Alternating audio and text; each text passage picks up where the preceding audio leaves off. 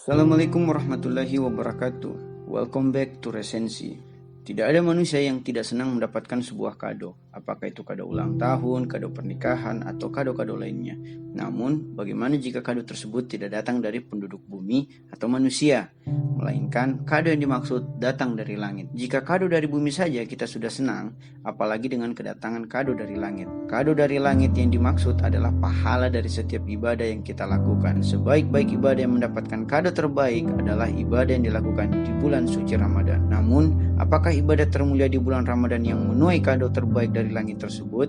Baiklah, mari kita resensi buku dari Muhammad Ray Syahri yang berjudul Kado dari Langit. Subjudul yang diambil oleh penulis adalah Menghampiri Mihrab Ramadan. Penulis merupakan ulama dan penulis yang menyusun kitab ensiklopedia Mizanul Hikmah yang berjilid-jilid itu. Dalam buku yang khusus membahas amalan bulan suci Ramadan ini, penulis membaginya ke dalam 5 bab yang tersebar atas 472 halaman. Terjemahan bahasa Indonesia buku ini diterbitkan oleh penerbit Al-Huda pada tahun 2009. Ramadan berasal dari kata Ramada yang diartikan sebagai hujan yang mengguyur musim kemarau, mengganti kegersangan dengan kesejukan, menyejukkan jiwa kita di tengah gersang dan kemarau dosa. Dalam Al-Quran surat Al-Baqarah ayat 183, Allah Subhanahu wa Ta'ala berfirman tentang perintah berpuasa. Yang dimaksud di sini tentunya puasa wajib di bulan Ramadan. Beberapa ulama menafsirkan Ramadan sebagai salah satu nama Allah.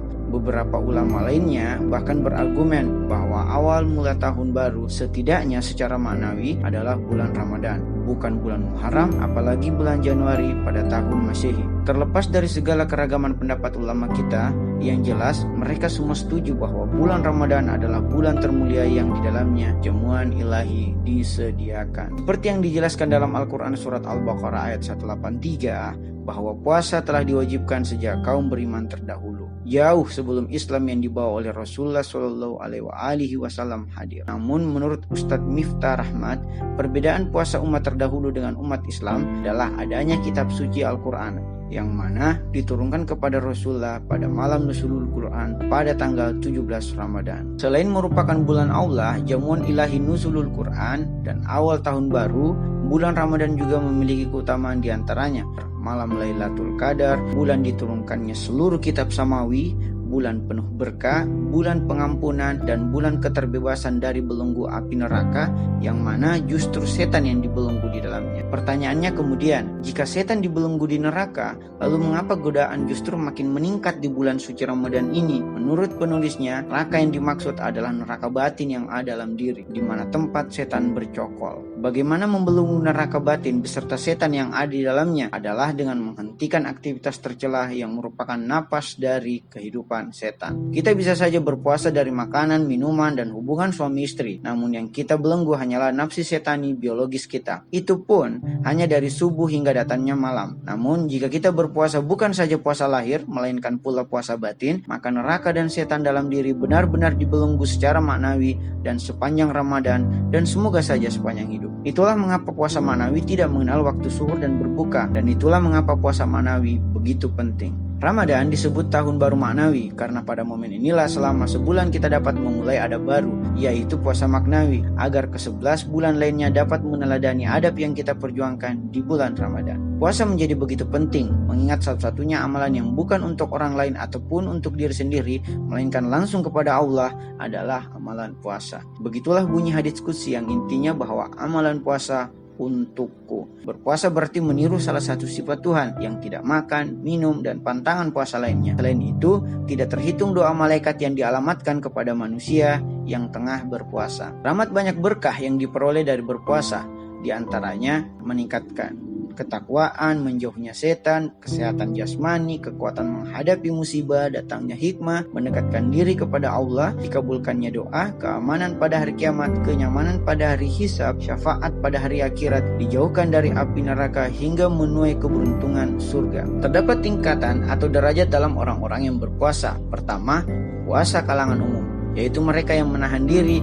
dari hal-hal yang membatalkan puasa, maka puasa mereka sah. Kedua, puasa kalangan khusus, yaitu mereka yang bukan saja menahan diri dari hal-hal yang membatalkan puasa, namun mereka juga menjauhkan diri dari sesuatu yang haram, maka puasa mereka selain sah, juga diterima. Ketiga, puasa kalangan super khusus, yaitu mereka yang menahan diri dari hal-hal yang membatalkan puasa, menjauhkan diri dari sesuatu yang haram, dan juga tidak memikirkan sesuatu selain Allah Subhanahu wa Ta'ala. Bahwa segala yang dilakukannya baik dalam akal, hati, dan perbuatan senantiasa khusyuk dan terhubung kepada Allah Subhanahu wa Ta'ala. Inilah puasanya para nabi, rasul, imam, dan para wali Allah Subhanahu wa Ta'ala. Pada bulan Sya'ban sebelum puasa Ramadan, disunahkan untuk puasa setidaknya 3 hari sebagai persiapan berpuasa Ramadan. Termasuk dari persiapan Ramadan pula ketika kita memerhatikan makanan dan minuman kita, menjauhkan diri dari makanan dan minuman yang haram, baik secara zat maupun cara memperolehnya, termasuk dari makanan dan minuman yang syubhat atau yang diragukan kehalalannya. Halal pun tidak cukup sebelum makanan dan minuman itu baik bagi diri sendiri. Niat sebelum makan dan minum juga penting untuk disadari. Di ujung menyambut Ramadan, lantunkanlah doa dari Rasulullah SAW dan keluarganya yang suci. Etika terpenting dalam berpuasa adalah wara atau menjauhkan diri dari sesuatu yang diharamkan oleh Allah Subhanahu wa Ta'ala. Hal ini ditujukan agar puasa kita setidaknya digolongkan puasa kalangan khusus, yaitu puasa yang sah dan diterima jika belum sanggup mencapai derajat puasa kalangan super khusus. Etika terpenting tersebut dapat berupa menjauhi gibah, mencaci maki, berbohong, riya, bahkan menjauhkan diri dari sesuatu yang makruh. Termasuk pula bagian dari etika berpuasa ketika Anda mengakhirkan sahur, bersiwak atau menyikat gigi, memakai wewangian hingga tidur di siang hari. Adapun yang sebaiknya tidak dilakukan saat berpuasa adalah melakukan perjalanan jauh, aktivitas yang melemahkan, segala hal yang dapat merusak puasa, termasuk membacakan syair. Sebaliknya, yang harus dilakukan adalah menyegerakan berbuka puasa, mendahulukan sholat, bersedekah, membaca Al-Quran, khususnya surat Al-Qadar, membaca doa, berbuka dengan makanan dan minuman yang disunnahkan oleh Rasul SAW, hingga berterima kasih saat berbuka puasa dengan orang lain. Agar puasa kita diterima, lakukanlah hal-hal berikut: menyediakan makanan berbuka kepada orang yang berpuasa, melakukan perbuatan baik, perbanyaklah infak, membaca Al-Quran, istighfar, melakukan umrah, melakukan ihtikaf, dan membaca surat Al-Fat dengan ikhlas. Pada malam pertama Ramadan, lakukanlah mandi junub, sholat, dan berdoa. Pada malam ke-15 dan ke-27, lakukanlah hal serupa. Begitupun pada siang hari pertama Ramadan, mandi, sholat, dan doa pada siang harinya. Untuk 10 hari terakhir Ramadan, disunahkan lagi untuk mandi, ihtikaf, dan bersungguh-sungguh dalam beribadah. Jangan pula abaikan sholat sunnah khusus di bulan Ramadan, baik itu sholat tarawih, witir, dan sholat sunnah lainnya. Jika di awal pembahasan telah dipaparkan bahwa Ramadan merupakan awal tahun, maka tanggal tahun baru tersebut adalah pada malam Lailatul Qadar. Inilah malam 1000 bulan, malam saat ditentukannya takdir segala sesuatu, malam yang penuh keberkahan dan malam turunnya para malaikat. Sebagian ulama menyebutkan bahwa malam Lailatul Qadar jatuh pada malam ganjil pada 10 hari terakhir Ramadan, yaitu malam ke-21, 23, atau 27. Tanda malam Lailatul Qadar adalah terciumnya semerbak wangi, atau ketika cuaca berubah dingin saat malam yang panas, atau cuaca berubah panas ketika malam sedang dingin. Hidupkanlah malam Lailatul Qadar dengan mandi, salawat, salat, zikir, dan doa, serta membaca Al-Quran. Imam Ali Zainal Abidin alaihissalam berdoa, "Wahai Ramadan, bulan yang dirindukan sebelum kedatangannya dan ditangisi sebelum kepergiannya." Nah, secinta-cintanya kita pada sesuatu, pasti kita akan berpisah juga.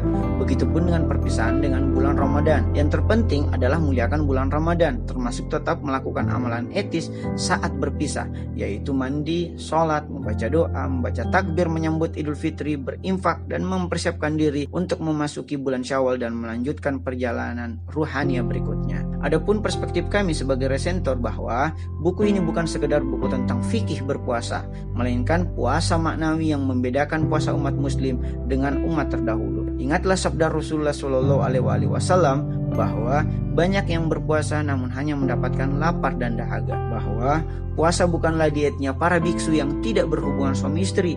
Puasa jauh lebih maknawi dibandingkan pantangan biologis tersebut. Bagi pembaca pemula, mungkin buku ini menjadi beban karena ketebalan buku tersebut, tepatnya 472 halaman. Namun hampir setengah buku ini memuat lantunan doa, sehingga gagasan aslinya mungkin hanya sekitar 200-an atau 300-an halaman. Buku ini direkomendasikan bagi para mubalik yang senantiasa berceramah atau bagi mereka yang ingin menapaki jalan para pesuluk rohani agar mencapai puasa maknawi. Karena puasa bukanlah dietnya para biksu, bukan sekedar menahan lapar, haus, dan hubungan seksual semata. Selamat membuka kado dari langit. Ada pertanyaan?